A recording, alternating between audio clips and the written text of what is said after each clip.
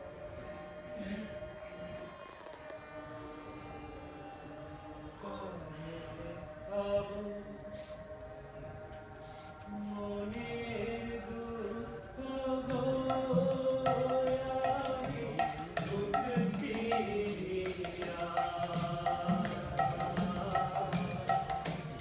অন্তরে তুষে দিও জলে গইয়া গইয়া অন্তরে তুষে দিও জলে গইয়া গইয়া অনন্ত গান উগাইলাম গারে পুত্র সুখে গালি দিলাম গো গান অনন্ত গান উগাইলাম গারে পুত্র সুখে গালি দিলাম গো না জানি কোন অভিশাপে না জানি কোন অভিশাপে এমন গেল ঘটিয়া জলে গইয়া গইয়া অন্তরে তুষেরিয়ন জলে গইয়া গইয়া করবান্দাম প্রাণ মন্দের শনে কত আশা ছিল মনে গো করবান্দাম প্রাণ মন্দের শনে কত আশা ছিল মনে গো আমি লয়া দোরে জোড়া আমি লয়া দোরে জোড়া কুঞ্জন বাদি ভরিয়া জলে গইয়া গইয়া অন্তরে তুষে দিয়ন জলে গইয়া গইয়া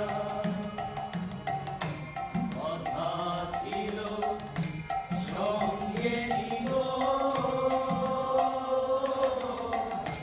সঙ্গে আমার নারী নিল গো কথা ছিল সঙ্গে নিব সঙ্গে আমার নারী নিল গো রাধার মন হবে রইল রাধার মন হবে রইল শীতে মরা হইয়া জলে গইয়া গইয়া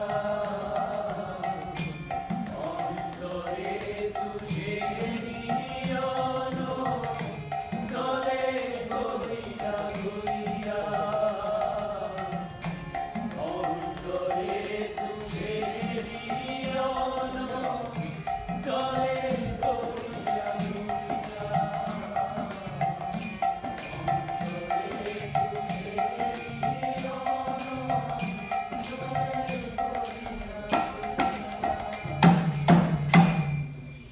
শোকাতুর রাধারমণের সংসারের প্রতি দেখা দেয় অনাসক্তি।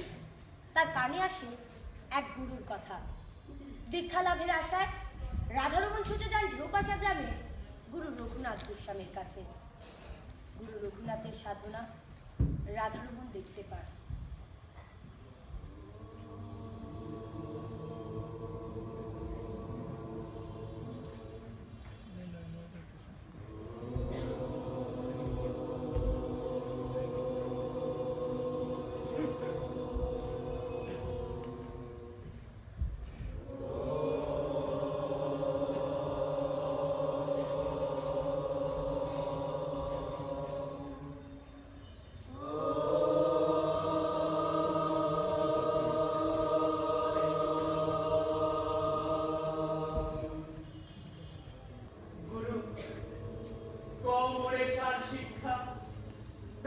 মন্ত্র মোড়ে, যে মন্ত্রে ভগবান, এই সেই বলি মোড়ে ঘুরায় না।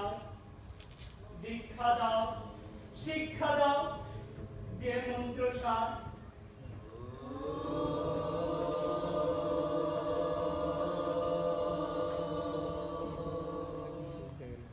কলুষতা ত্যাগ করে মুক্ত কররে গুরুপদে আশ্রয় নিয়ে দূর করখে।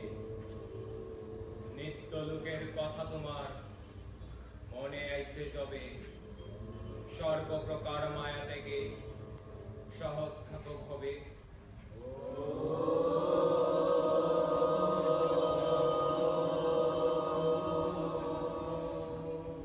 গুরু, একবার ফিরে যাও, অধম জানিয়া গুরুর সাধন শিখাও।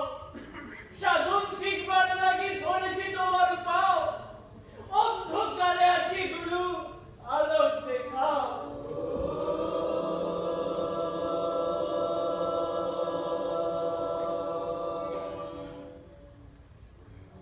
নাম মন্ত্র ভাবরূপ রসপ্রেম ধন, এই তিন বস্তুক্রমে সাধক সাধক।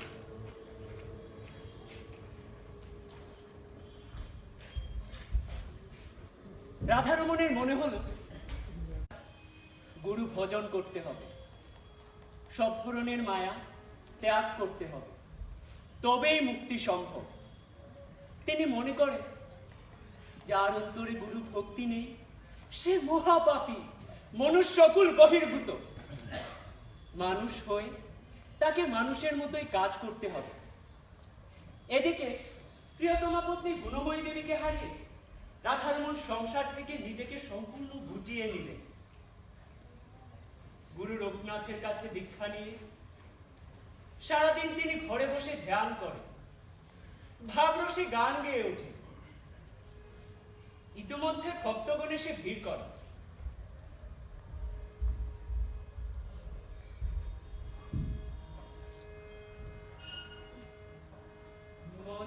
সবে গুরুর নামে, তারি কাজে তারি নামে, তারি কাজে তারি প্রেমে, তারি পদ চরণ নিয়ে প্রেমানন্দে বাসনায় কেন ভুলে আছো তারে, সে তো কাছে কাছে প্রেমে কেন রাখি দূরে, কি সুখে হায় মনে চলে মজ সবে গুরুর নামে। সূক্ষ্ম নয় সূক্ষ্ম নয় রক্ত ফুলের বংশে, রাধারমণের হাল সবই হয়ে যাবে ধ্বংসে।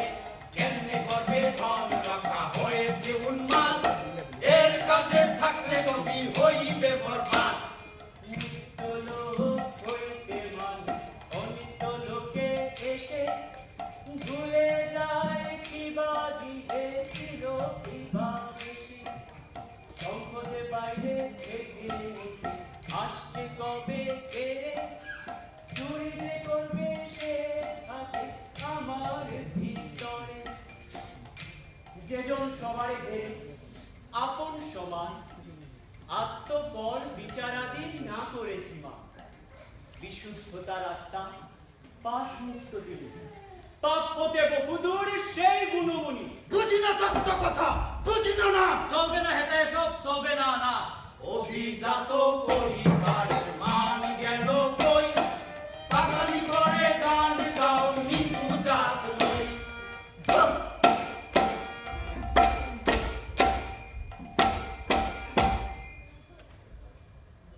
হায়, তারা রাধারমণকে সম্পদ রক্ষায় অযোগ্য মনে করে। সম্পদ থেকে বঞ্চিত করবার ছলে তারা তাকে উন্মাদ হিসেবে চিহ্নিত করে। অথচ রাধারমণ ভবের মোহ থেকে কতই না ঊর্ধ্বে। ঘর সংসার তার নিকট অতীতে যাপন করা কোন মতো সংকীর্ণ এক জলাধার। সে পর্ব তার জন্য সমাপ্ত, তাকে বেরোতে হবে। রাধারমণের অবলম্বন হলো বৈরাগ্য। তিনি সহজ সাধনার পথে ধাবিত হন। সহজিয়া সাধনার মূল কথা বিপিন বিহারী দত্তকে তিনি পাঠিয়ে দেন মামার বাড়ি।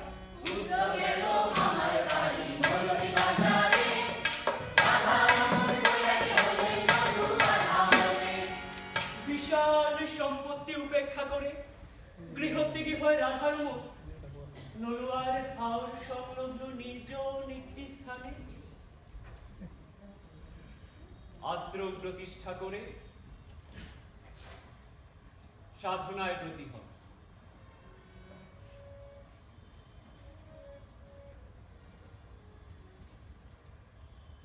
আমি কেন আইলাম, কেন আইলাম, কেন আইলাম গো সুরতনি ফিরে আসা, ফিরে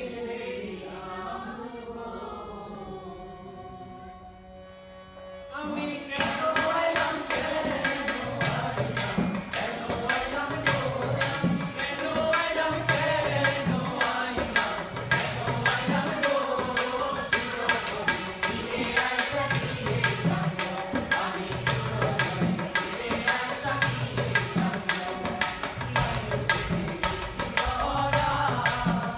যেন পূর্ণমণি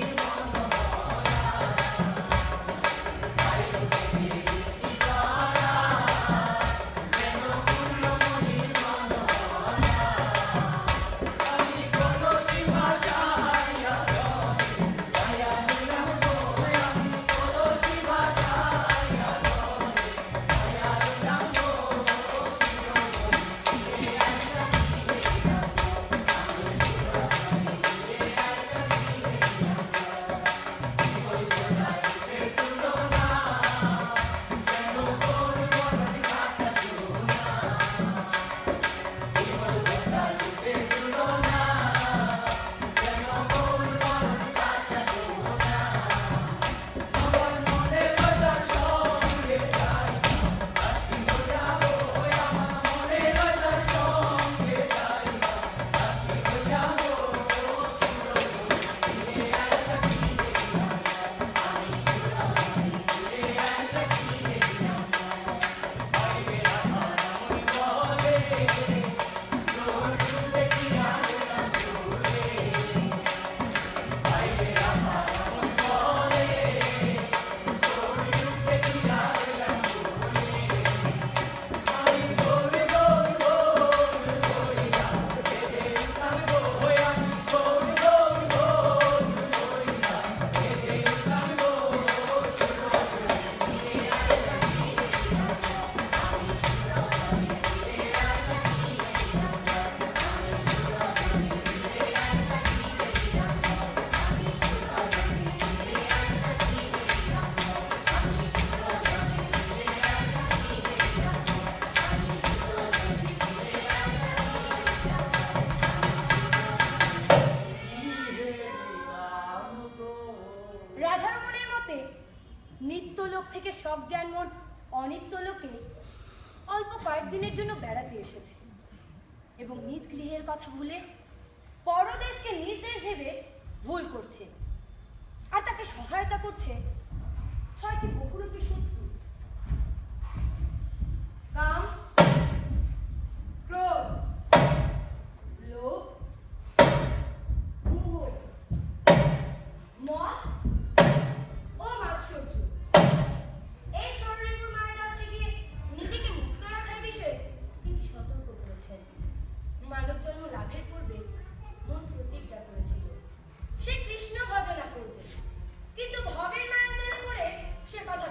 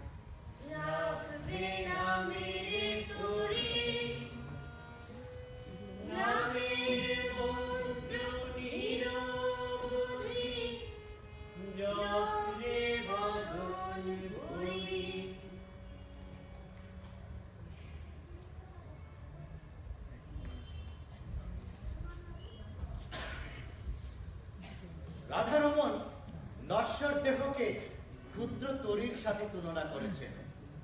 এ তরী কাঙ্গারিবিহীন, লক্ষ্যহীন। ভবনদীর উত্তাল ঢেউ দেখে তিনি হতবাক। কিন্তু সহজ মানুষ হতে হলে এই ক্ষুদ্র তরিকানি সম্বল করেই ভবনদীর বিক্ষুব্ধ পথ পাড়ি দিতে হবে। রাধারমণের আশ্রমে ভক্তদের নিত্য যাতায়াত। একবার এক মাঝি ঘাটে নৌকা রেখে তার আশ্রমে এলেন। আশ্রম থেকে ফিরে ঘাটে গিয়ে দেখে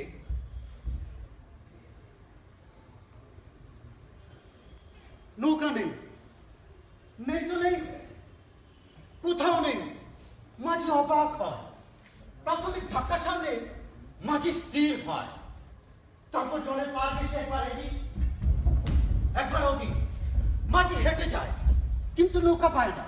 নৌকা কোথায় যাবে? মাঝি দৌড়ে যায়, কিন্তু কোথাও নৌকা খুঁজে পায় না। দিশেহারা মাঝি নদীতে ঝাঁপ দেয়, পানিতে নেমে সাঁতার কাটে। অচল জলে ডুব দিয়ে দেখে নৌকা আছে কিনা, কিন্তু সেখানেও নৌকা খুঁজে পায় না। মাঝি পাড়ে ফিরে আসে। মাঝি আবার দৌড়াতে থাকে, যতক্ষণ শক্তিতে পড়ায় পার বেশি বহুদূর পর্যন্ত সে দৌড়াতে থাকে, কিন্তু কোথাও নৌকা না পেয়ে ক্লান্ত মাঝি অবশেষে আশ্রমে ফিরে আসে।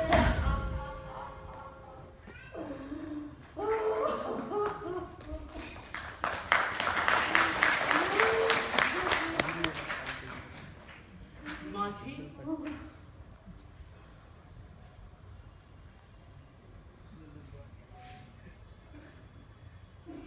ঠাকুর আমি এসেছিলাম রূপে আপনার শিষ্য, কিন্তু হায় দুর্ভাগ্য মোর, হয়ে গেলাম নিঃস্ব। কি হয়েছে? ঘাটের কোণে বেঁধেছিলাম আমার নৌকা খানি, গিয়ে দেখি কোথায় নৌকা, চারিদিকে অথই পানি। মাঝি, তুমি নৌকা বেয়ে কোথায় যাও? নৌকা বেয়ে মাঝি তুমি আত্মসুখ কি পাও?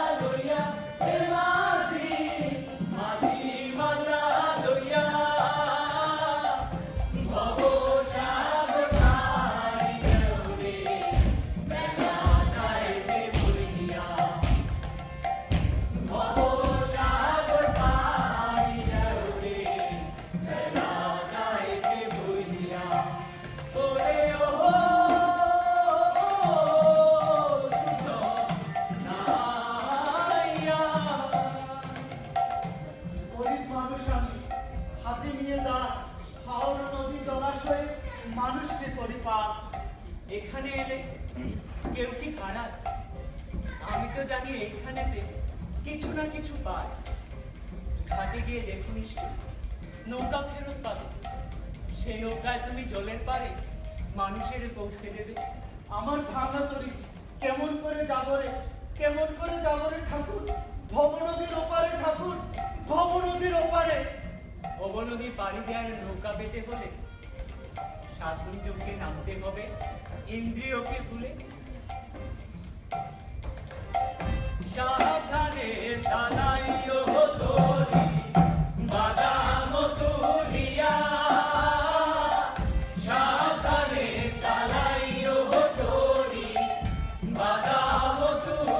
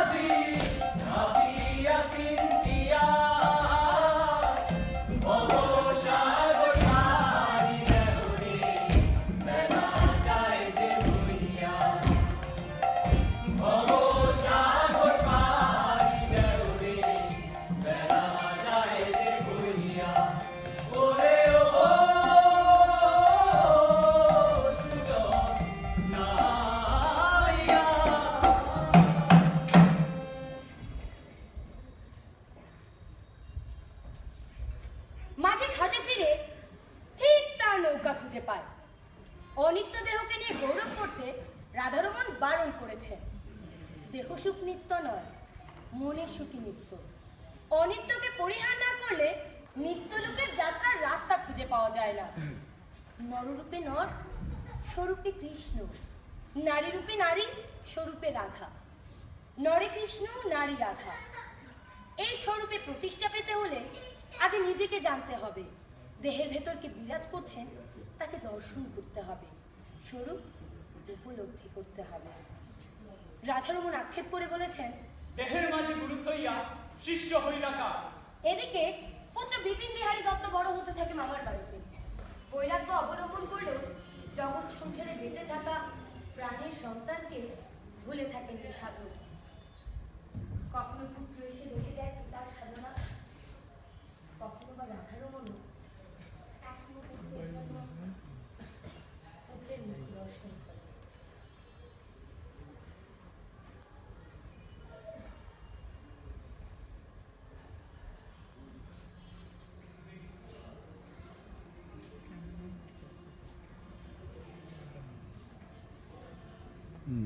বাবা,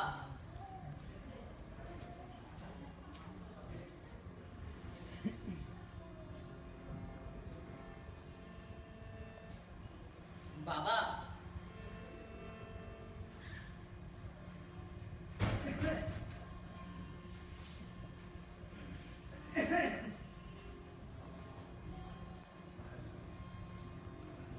বাবা তুমি আছো কেমন? বহুদিন পর দেখা, বহুদিন পর দেখা, তোমার কথা ভেবে মন পরাণ মাঝে দেখা, পরাণ মাঝে দেখা। বাবা তুমি আছো কেমন? বহুদিন পর দেখা, বহুদিন পর দেখা, তোমার কথা ভেবে মন পরাণ মাঝে দেখা, পরাণ মাঝে দেখা। পুত্র বিপিনের প্রশ্ন সাধককে ভাবনায় ফেলে দেয়। জগতে বেঁচে থাকা সবচেয়ে আপন হলো তার পুত্র। এখন কি করবে সাধক? নিত্য লোক মায়া পুত্র, অসুখের জোড়া, অসুখের জোড়া। ভবের মায়া জয় না করে এমনি থাকবো মোরা, এমনি থাকবো মোরা। এই জগতে পিতামাতার ভালোবাসার কাছে শ্রেষ্ঠতর সুখের ছোঁয়া কোথায় বার আছে? তুমি চিনিয়া মানুষের সঙ্গ লইও, পাষাণ মনরে বুঝাও, যদি হয় রে পূজন তার কাছে না যাইলে।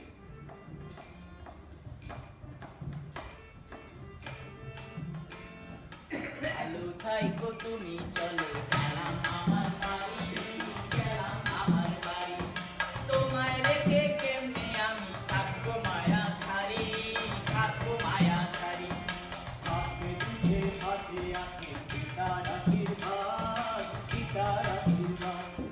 শুদ্ধ মানুষ হয়ে উঠে এটাই যে গুরুঠান, এটাই যে গুরুঠান। বাবা তুমি আছো কেমন? বহুদিন পর দেখা, বহুদিন পর দেখা, তোমার কথা ভেবে মন পরাণ মাঝে দেখা, পরাণ মাঝে দেখা। বাবা তুমি আছো কেমন? বহুদিন পর দেখা, বহুদিন পর দেখা, তোমার কথা ভেবে মন পরাণ মাঝে দেখা, পরাণ মাঝে দেখা। বাবা তুমি আছো কেমন? বহুদিন পর দেখা, বহুদিন পর দেখা, তোমার কথা ভেবে মন পরাণ মাঝে দেখা, পরাণ মাঝে দেখা।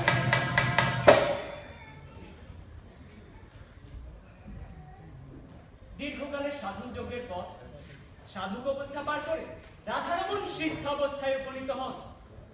ফলে তিনি প্রেম সাধনায় অগ্রসর হন। শ্রীকৃষ্ণই একমাত্র পুরুষ আর সব প্রকৃতি।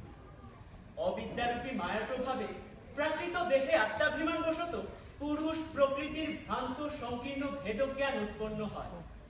কিন্তু সাধনার বলে যোগমায়ার প্রভাবে আত্মজ্ঞান প্রতিষ্ঠিত হয়। সকাল ধর্মে সবচেয়ে প্রকৃতি তাই উপলব্ধি ঘটে। রাধারমণের মধ্যে প্রকৃত রাধা প্রেমের উদ্রেক হয়। পরমাত্মা পুরুষ, জীবাত্মা প্রকৃতি। পরমাত্মার সেবাকালে এই হয় দেহের অভ্যন্তরে সুপ্তাবস্থায় বিরাজিত কুণ্ডলিনী শক্তি জাগ্রত হয়ে বহুগুণ বিকাশের দ্বারা পরমাত্মার পানে ধাবিত হয়। পার্থিব জগতের ঊর্ধ্বে পরমাত্মা শ্রীকৃষ্ণের সঙ্গে জীবাত্মার মিলনের বাসনায় ধ্বনিত হয়।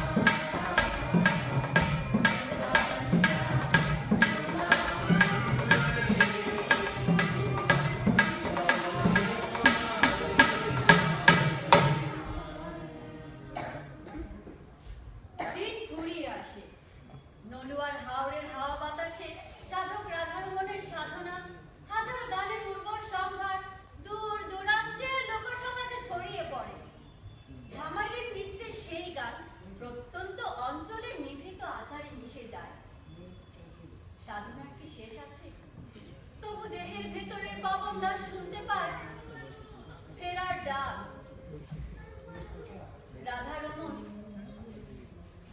দেহ ত্যাগ করেন। আমার বন্ধু তো রাম,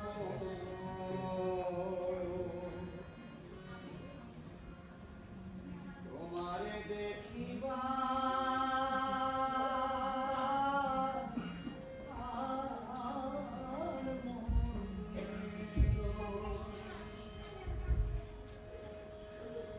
তোমারে দেখিলে, তোমারে না দেখলে রাধা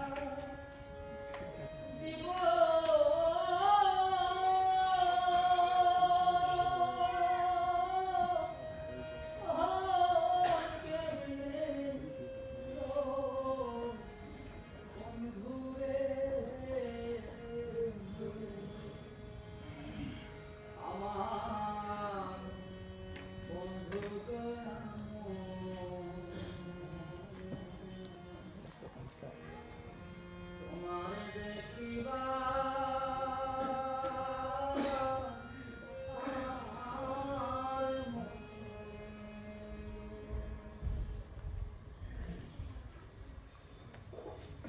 রাধারমণ মরে গেছে, শুনতে নি পাইছো? সারা জীবন হেতায় বসে গীত যে গাইছে। আমি আর শুনতে পেলাম, রেখে মৃত দেহ করবে ওরা সমাধি, করবে না সপ্তাহ। কি বললি? সমাধি হবে? এক তো সাহস না, ঠিক মতো দেওয়া হবে, কীর্ত সর্বপ্রকার। চল চল চল দেখে আসি কেমনে সমাধি। বাপ দাদার চল রাখতে হবে নিরবধি।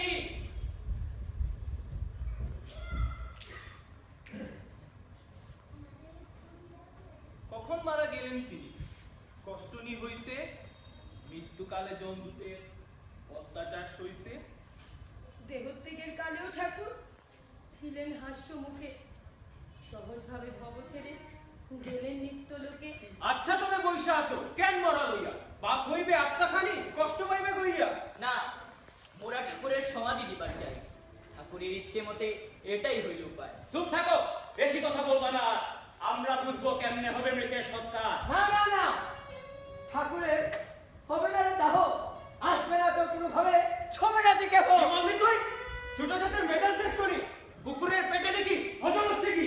চল চল চল বলে আসি সব মানুষজন নিচু জাতের উঁচু গলার দেখবো বাকি কখন। ধরো সবাই ঘিরে ধরো, মুদের ঠাকুরকে প্রতিরোধ করবো দাহ, করতে চাইবে যে।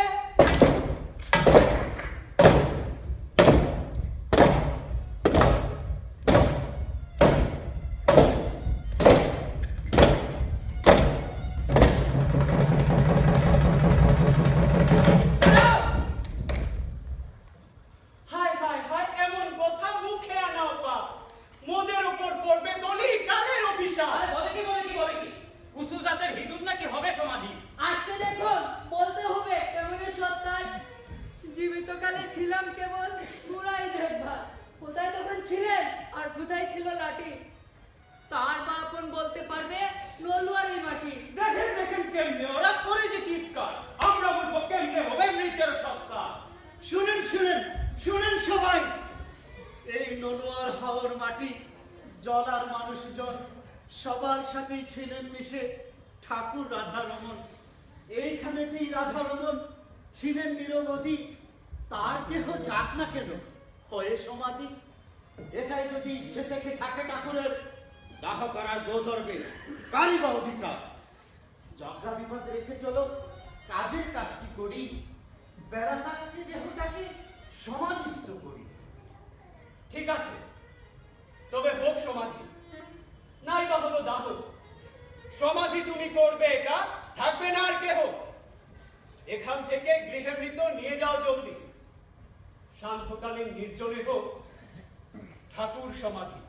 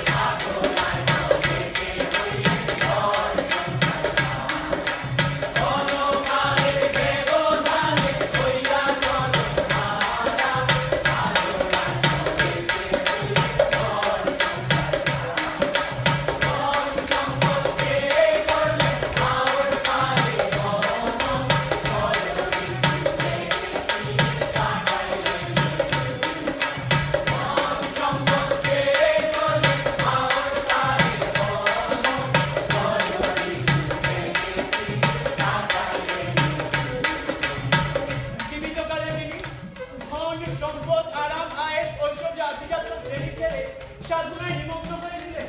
মৃত্যুর পরও সেই বিষয়গুলো মৃতের সৎকারে প্রধান হয়ে দাঁড়ায়। সমাধি হয় প্রবল মতানৈক্যের পর ততখানি অতি সঙ্গপরি। ১৪ বছর পার হবার পর রাধারমণের সাধনা, দর্শন, ধামাই গান আর লোকসজ্জার সমৃদ্ধ সম্পদ কি আজ প্রাপ্ত নাকি লুপ্ত? যদি নাই হয় তবে কেন আজ ধন সম্পদ আরাম আয়েস ঐশ্বর্য আভিজাত্য শ্রেণী এত ব্যবধান? কৃষ্ণ প্রেমে